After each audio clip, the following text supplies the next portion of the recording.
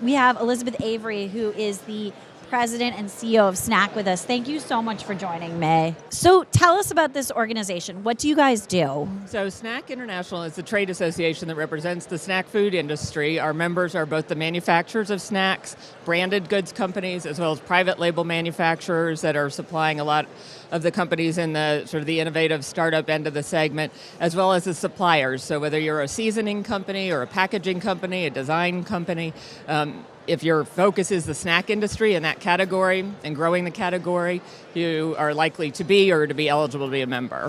So how good is your office kitchen? Like, is it just the most amazing wall of snacks at any one time? We actually have a wall with floating shelves to be able to see all the snacks, and the hard part is that we want to keep taking them down and then we ruin the design. Well, it's really interesting today. We've heard echoed over and over again this concept of the industry or CEOs or buyers being middle-aged men, which is particularly salient considering an initiative you guys just launched. Can you tell us more about that initiative? That's right. I actually brought a little notepad that we just put out to celebrate the Women in Snacks Network, or WinS, which is a great name. Oh, great name. Which we launched the network in September at our executive conference. We were fortunate to have Indra Nooyi, the outgoing CEO of PepsiCo, came and spoke to all of our members, and then she did a private lunch with just the women to sort of encourage us in moving forward in this. One of the things that we found, and one of the reasons that we wanted to create the network, was that, and this is pretty similar across the CPG industry, but there's reasonably good diversity in our membership of women at the middle management level and sort of rising leaders. And we have a program that we do at Georgetown for professional development. We run it 2 times a year with the MBA staff at Georgetown. And the class that participates is anywhere between 30 to 55% women. But then we have this executive conference every fall.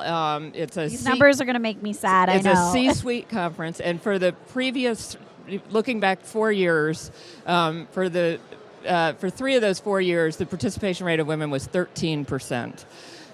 This year, bringing Indra, announcing the formation of this network, creating some special programs. We didn't really have to kill ourselves. We just had to say, we're going to pay attention to this now. The participation of women went up to 26%. So we think, just looking at that as basically a way of discerning what's happening more broadly across the industry.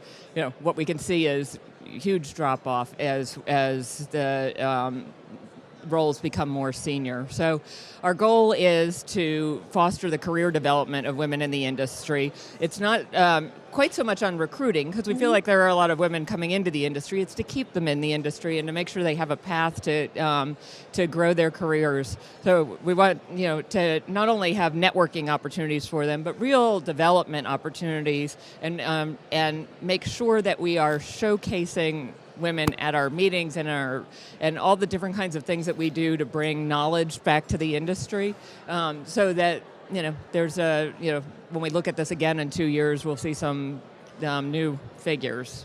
So you said there are plenty of women in the industry. Have you guys started to discern why you see this drop off as you go up to more senior management roles?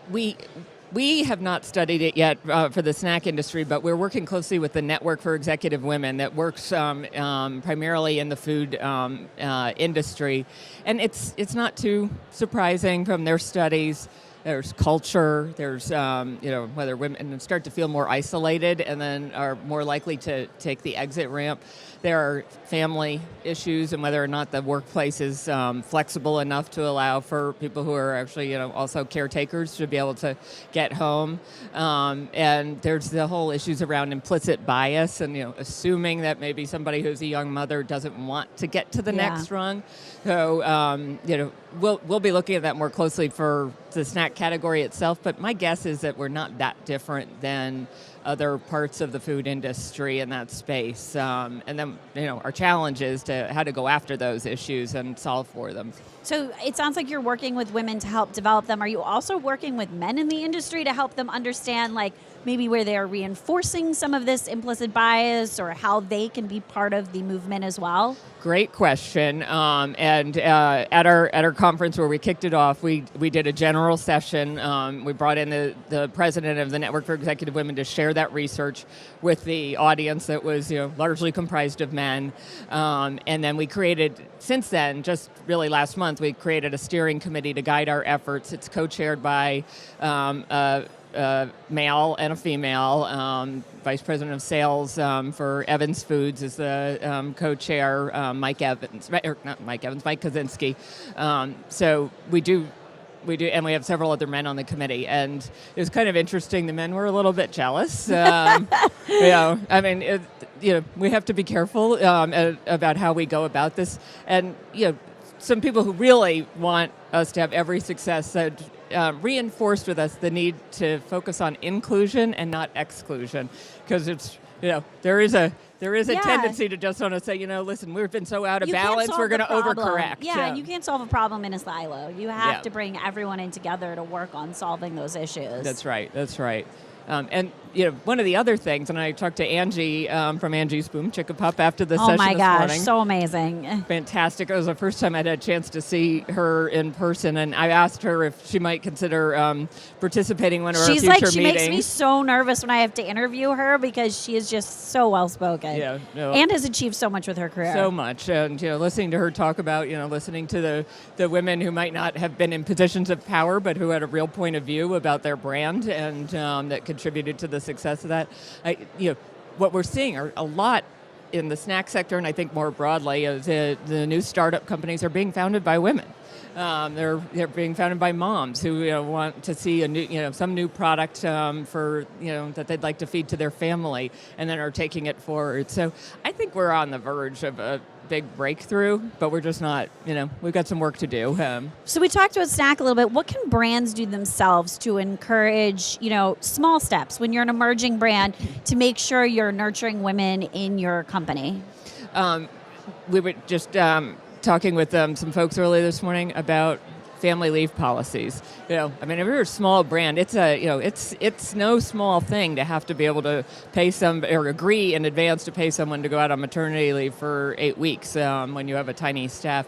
But really taking a hard look at that, flexible work hours, of course, and it's not lost on me. SNAC International only has a staff of 8 full-time employees, and then we have sort of a consultants network that help to power us. But if one person is out, you really feel it. And so planning for that and just saying we're going to actually make it a priority, I think does make a difference. And then on hiring, and this is true not just for women, but for people of all backgrounds, and saying we're actually going to make sure that we at least interview, a diverse slate, and then you pick, the people that you need to pick. Yeah. But if you don't, if you're not purposeful about it, it won't happen. And I don't think it's intentional. I just think there's so many things you're juggling when you're a small business. It can be hard to keep track of everything. That's right. Well, speaking of keeping track, we've got our next guest. I'm going that went so quickly. Keep track of time. But right. no, thank you, lovely Carol. to talk, and anything I can continue to do to support the organization, please let me know. You're an official member of WinS. There we go.